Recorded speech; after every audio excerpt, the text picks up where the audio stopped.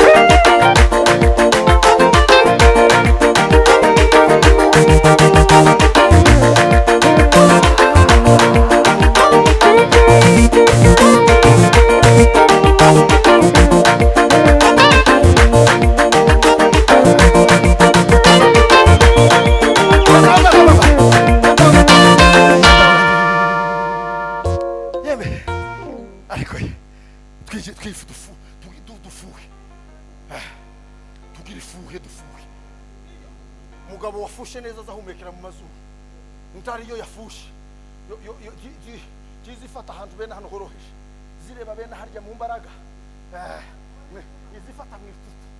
Kandi mbaraga zose z'umuntu kera nawe iyo wabonye watanzwe gukubitwa. Uzaba muryama hasi. Tubuke ivyutse. Dufuhe dukubite mu ciciro. Dutere haleluya. Ahimbazwe Yesu. Fite kwizera zo gutwika. Fite kwizera ko gutwika ibiheko byose biri ku muntu wari we wese. Kandi turabitwika. Amapepo yose ari ku buzima bw'umuntu. Yoba amapepo y'inyatsi no kubura akazi n'ibindi n'ibindi. Yoba amapepo y'indwara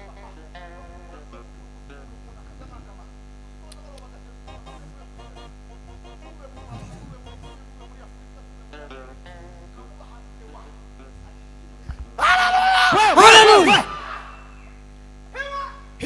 Fite kwizera. Ndagusa dufatane turi babiri gusa. Bazo dushiremo umukunga. Tuze gufatana umuntu afate mugenzi we. Nanje ndahagarara no kuri mazamba. Kumutamshi nk'umugaragu w'Imana. Dutwike zino kano kajagari kose. Kano kajagari n'ubwo bari no gutanga. Ugabanye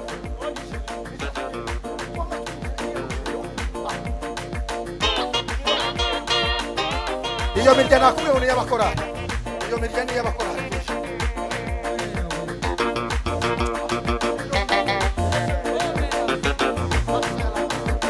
Mwe muretse gufatana tubaza gusiba. Nagusaba kwizera gusa.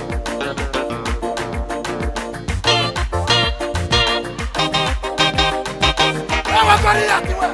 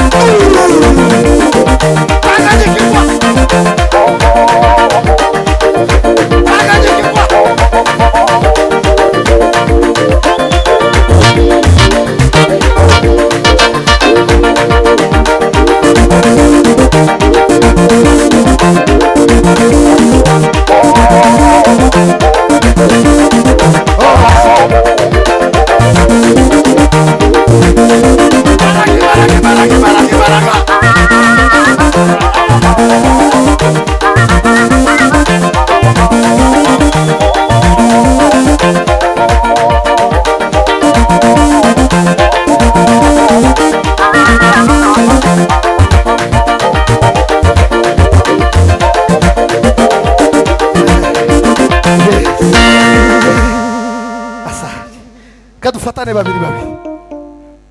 Dufatane babiri babiri. Sengere ya sengesho ry'umuriro.